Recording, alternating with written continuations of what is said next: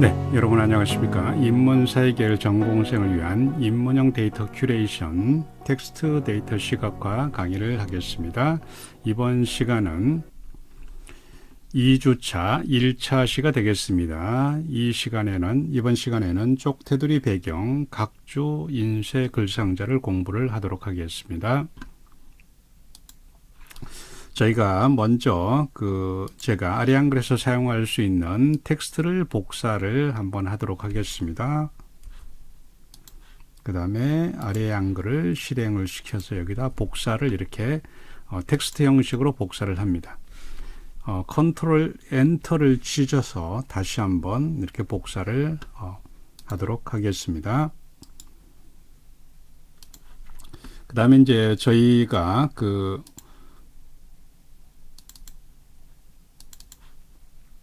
제가 마우스 표시를 하도록 하겠습니다.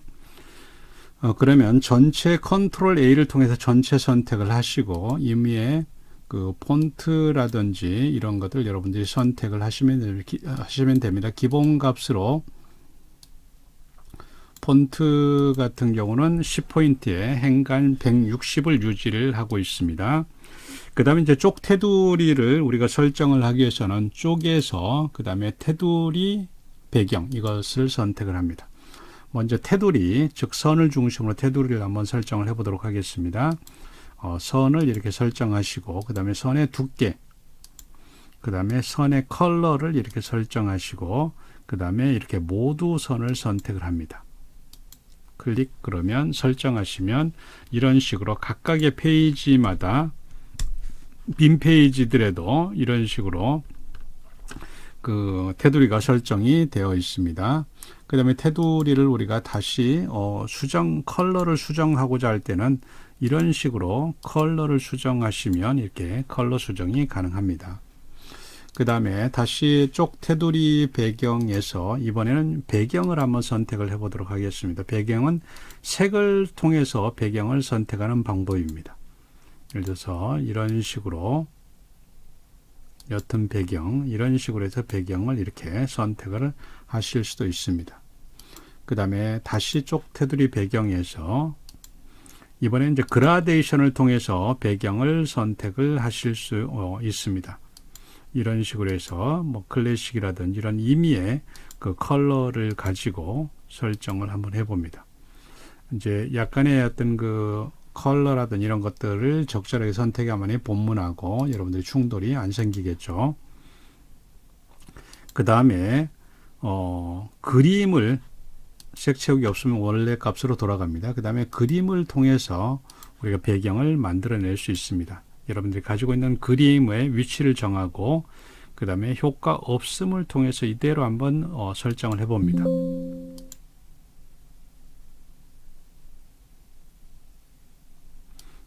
저희가 그림을 제가 임의의 그림을 이렇게 가져오도록 하겠습니다. 그 다음에 설정. 그러면 이런 식으로 그림과 그 다음에 텍스트가 좀 충돌이 일어나죠. 그럴 경우에는 다시 쪽 테두리 배경에서 워터마크 효과를 한번 설정을 해 봅니다. 그러면 이런 식으로 그림과 텍스트가 어느 정도 병립을 하는데 여러분들 이제 그림이라든지 이런 것들을 적절한 그림으로 배경으로 가져와야만이 적절한 효과를 낼 수도 있겠죠. 그 다음에 저희가 예를 들어서 내가 이제 원하는 어떤 풍경이라든지 이런 그림들을 예를 들어서 이런 그림을 한번 제가 다시 교체를 해 보도록 하겠습니다. 그 다음에 밝기를 한 80으로 설정을 해 보도록 하겠습니다. 그러면 아까보다는 조금 더 나은 어떤 배경이 만들어지고 있죠. 그 다음에 이제 배경도 우리가 다 했기 때문에 다음은 각주를 한번 설정을 해 보도록 하겠습니다. 이 부분을 우리가 선택을 해서 저희가 텍스트 편집의 편의성을 위해서 배경과 그 다음에 테두리를 저희가 제거를 한번 하도록 하겠습니다. 그럼 테두리 없음으로 해서 이렇게 테두리를 지워주면 됩니다. 배경은 이제 체킹을 해주겠죠. 그러면 원 상태로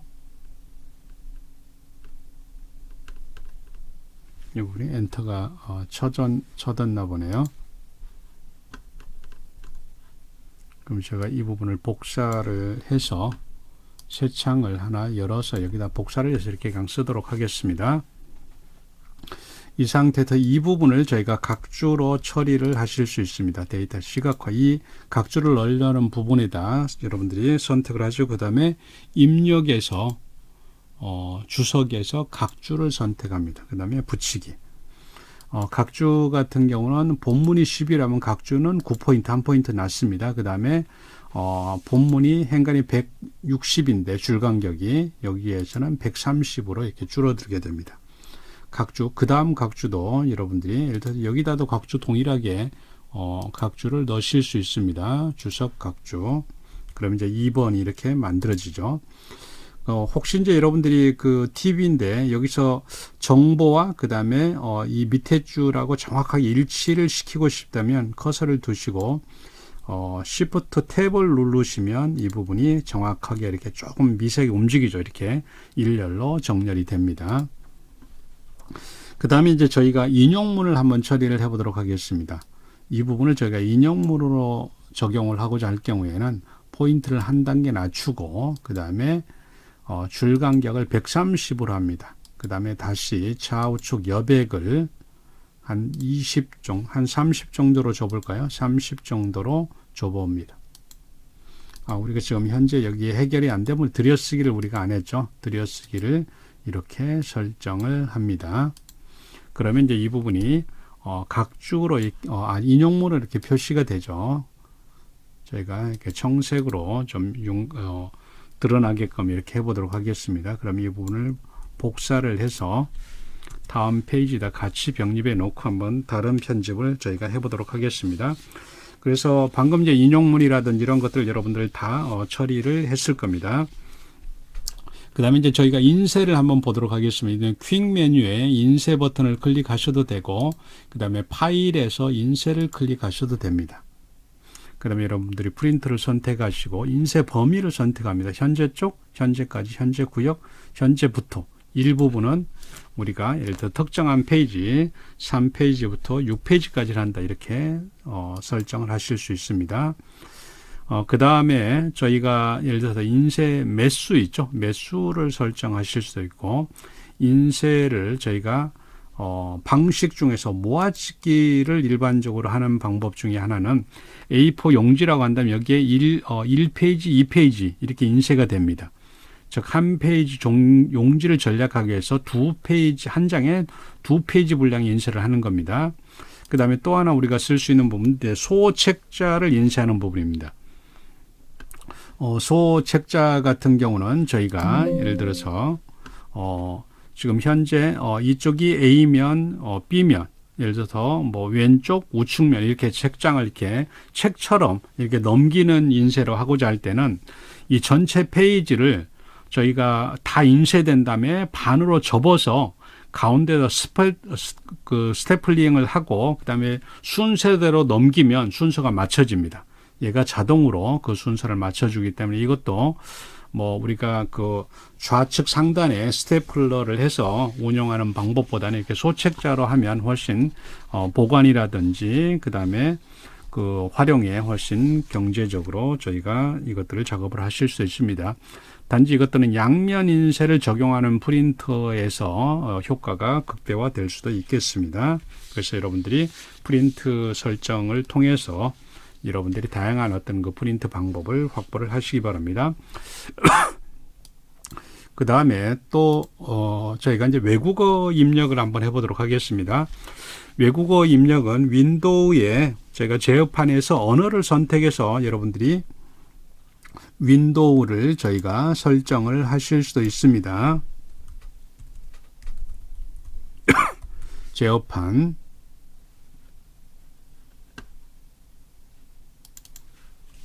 제어판에서 그 다음에 여기서 여러분들이 언어를 선택을 하시면 이제 윈도우 버전에 따라서 이런 부분들이 조금 달라지는 부분들이 있습니다. 예를 들어서 국가 지원 관리자 옵션 여기는 현재는 우리가 한국어를 쓰겠다는 거고, 그 다음에 키보드를 한번 보도록 하겠습니다. 그러면 키보드 설정 변경, 키보드에 대한 기계적인 설정 변경을 저희가 하실 수도 있습니다. 그래서 여러분들이 이 부분은 제가 나가도록 하겠습니다. 그래서 먼저 윈도우에서 여러분들이 언어를 선택을 외국어를 추가를 하셔도 되고, 예를 들어서 윈도우 키와 스페이스 윈도우 11입니다. 이럴 경우에는 저는 이제 중국어는 별도의 그 입력 소프트웨어죠. 입력 어플을 설치해서 이것들을 확보를 했습니다. 윈도우 키를 누른 상태에서 Shift를 이렇게 번갈아 놓으면 이 입력기를 저희가 사용을 하실 수 있습니다. 지금 현재 보시면 제가 중국어 입력기를 이렇게 선택이 돼 있죠. 그러면 여기에서 중국어 입력이 될까요? 중국어 입력이 안 되죠. 중국어 입력기를 윈도우에서 설치하는데 아래 한글에서는 적용이 안 돼요. 이럴 경우에는 저희가 그 입력기를 도구에서 그 다음에 글자판 바꾸기를 합니다. 여기에서 현재 글자판을 저희가 윈도우 입력기를 쓰겠다고 이렇게 설정을 하는 겁니다. 그 다음에 적용, 확인. 그러면 현재 중국어 입력기가 지금 현재 이렇게 활성이 되어 있죠. 그러면 이 상태에서 저희가 중국어 입력기를 이렇게 설정을 하면 입력이 이렇게 되죠. 그 다음에 이제 한국어 입력기 이렇게 한영키라든지 영문키를 통해서 이 입력기를 저희가 수정을 하실 수 있습니다. 윈도우에서 혹은 또 아래 한글에서 혹시 외국어 입력이 필요하실 경우에 이렇게 활용을 하시고, 일본어라든지 러시아라든지 다양한 언어를 통해서 여러분들이 확보를 하시기 바랍니다. 그 다음에는 이제 저희가 글상자를 한번 알아보도록 하겠습니다. 우리가 여기 가로 글상자, 그 다음에 세로 글상자, 이렇게 두 가지 글상자가 있습니다. 그러면 여기에서 저희가 가로 글상자, 그 다음에 여기서는 세로로 글자가 바뀌겠죠. 세로 글상자, 이렇게 작업을 하실 수도 있습니다.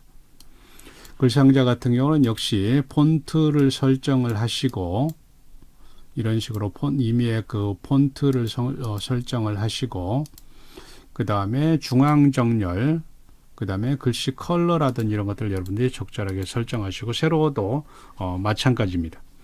그 다음에 여기 보시면 도형의 속성이라든지 이런 것들이 나타나는데, 여기에서 우클릭하셔서 개체 속성을 통해서 한번 이 부분을 수정을 해 보도록 하겠습니다.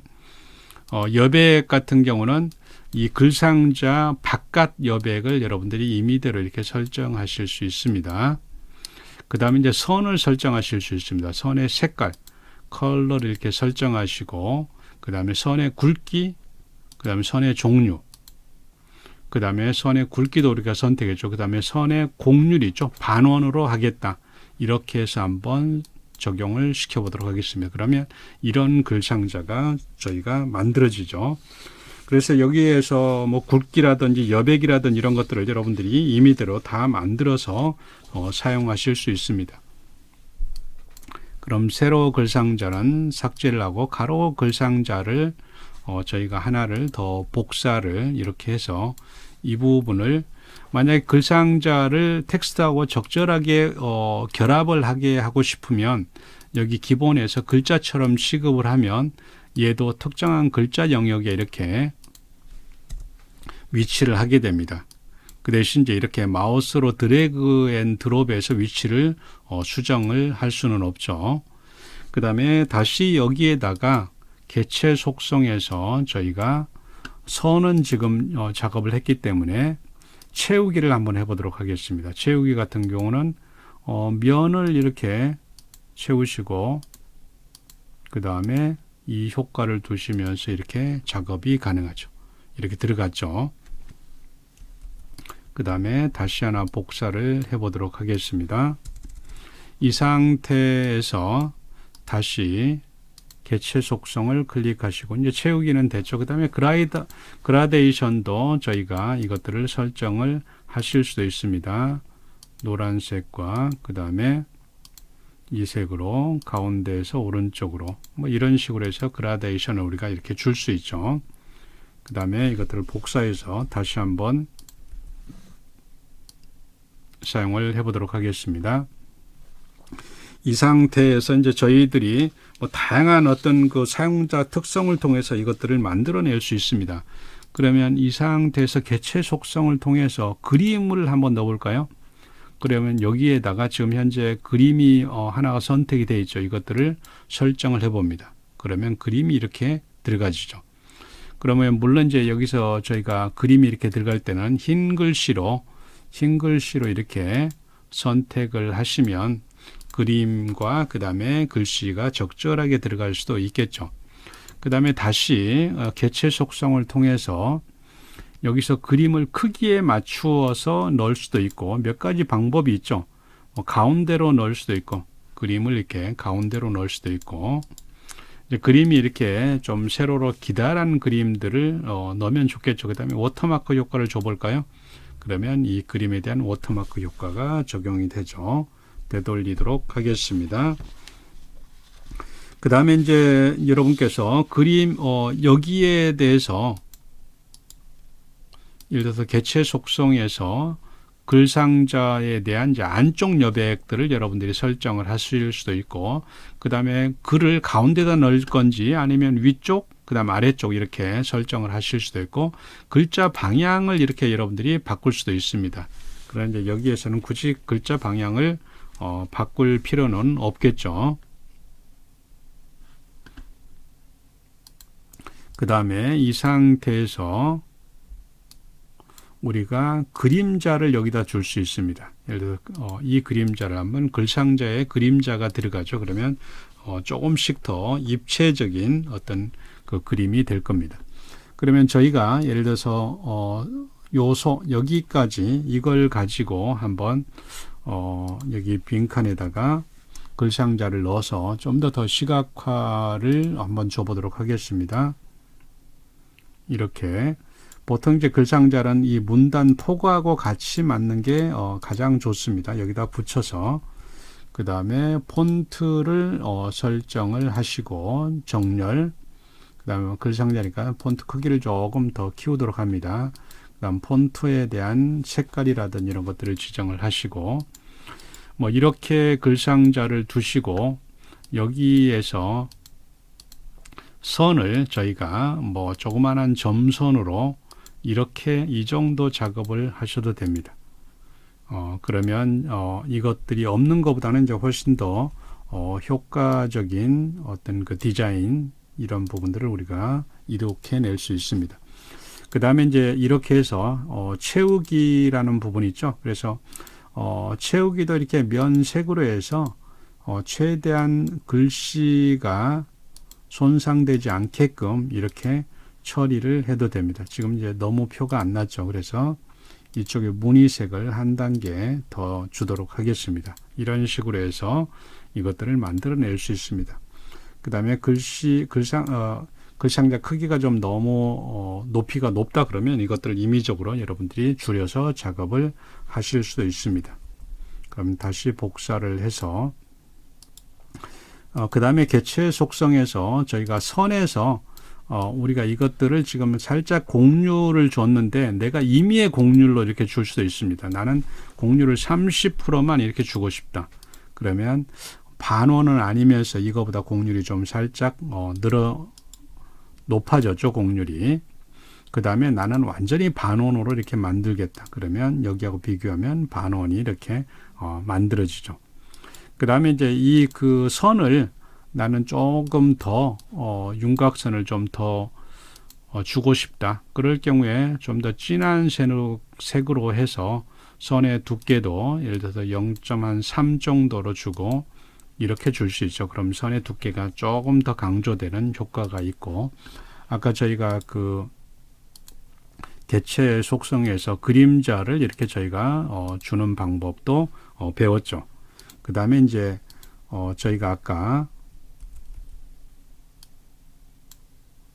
글상자 같은 경우는 저희가 이 부분에서 다시 채우기에서 그림을 이렇게 채워도 되겠죠. 그래서 여러분들이 제가 이제 다운로드 받아 있는 이런 틀입니다. 그래서 이런 것 통해서 이렇게 효과 없음에서 맞추어서 여기다가 넣을 수도 있고, 그 대신 이제 글상자가 예를 들어서 사각형이다 이런 식으로 이제 크게 된다면 조금씩은 더 효과적인 부분이 되겠죠. 그 다음에 여기에 하얀색으로 그 다음에 진하게 해서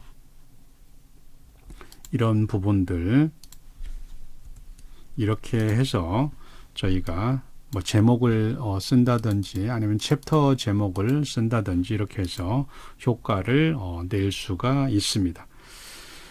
여러분들이 이제 글상자도 여러분들이 적절하게 사용을 하시면 상당히 유용하게 이런 텍스트를 효과를 줄 수가 있습니다. 여러분들도 한번 적극적으로 사용을 해 보시기 바랍니다.